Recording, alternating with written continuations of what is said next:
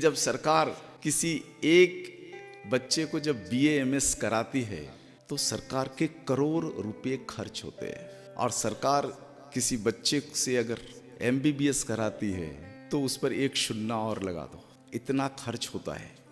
एक medical college बनाने में 100 करोड़ रुपए लगते हैं। एक BAMS कॉलेज बनाने में कम से कम 10 करोड़ से अधिक का लागत आता है, और यही कारण है कि निजी क्षेत्र के लोग इसमें नहीं आते। कहीं न कहीं सरकार का अनुदान, सहयोग और उसकी भूमिका के बिना इतना बड़ा काम नहीं हो सकता है।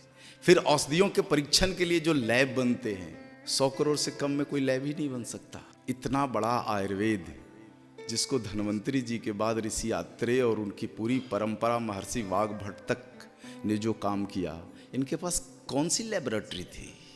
तकलीफ देखो यहीं पर है कि जो मॉडर्न साइंस अधूरा है, जो केमिस्ट्री का पीरियोडिक टेबल अधूरा है, उस अधूरे साइंस के ऊपर आप गाय के दूध की परीक्षण करना चाहते हो। जिस मॉडर्न लेबोरेटरी के पास गाय के गोमूत्र को समझने की ताकत नहीं है, उस लेबोरेटरी से आप प्रमाण पत्र मांगते हो कि गोमूत्र का प्रमाण पत्र दे दो जी। दुनिया की कोई ऐसी लेबोरेटरी नहीं है जो गाय के क्षीर, गौमूत्र और गोमे का सही परीक्षण कर सके।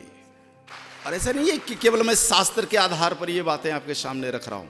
हमारे यहाँ चेन्नई में भारत का एक बहुत बड़ा लेबोरेटरी है जहाँ ड्रग्स का एनालिसिस होता है। एक बार मैंने एक परीक्षण करने के लिए सोचा, गौमूत्र को लिया और उसमें आधी मात्रा में घृत कुमारी का रस मिलाया। दूसरा सैंपल हमने तैयार किया, गैया का मूत्र लिया और उसमें घृत कुमारी के रस को मिलाकर 7 दिन तक सूर्य के ताप में पकाया।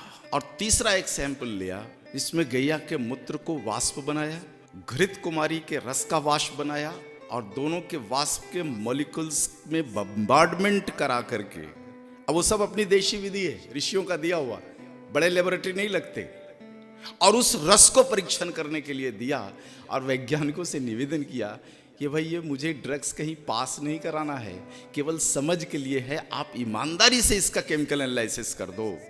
आज भी मेरे पास रिपोर्ट है, जिस रिपोर्ट में वैज्ञानिकों ने लिख करके दिया है कि इसमें कुछ ऐसे तत्व हैं जो हमारी लिस्ट में ही नहीं है।